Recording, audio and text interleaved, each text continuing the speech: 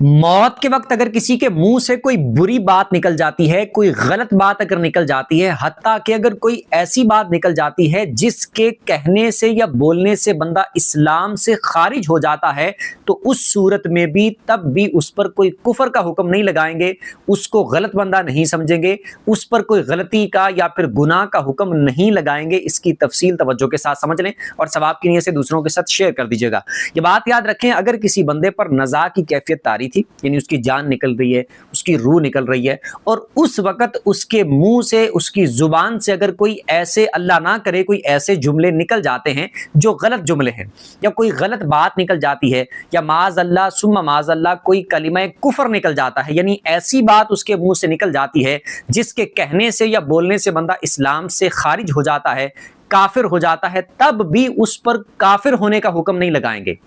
तब भी उस गलत काम का या गलत बात का उस पर हुक्म नहीं लगाएंगे। इस वजह से कि मौत की सख्ती की वजह से हो सकता है कि उसकी जुबान से ऐसे जुमले निकल गए हों, उसका अपना बेचारे का इख्तियार ना हो इस पर,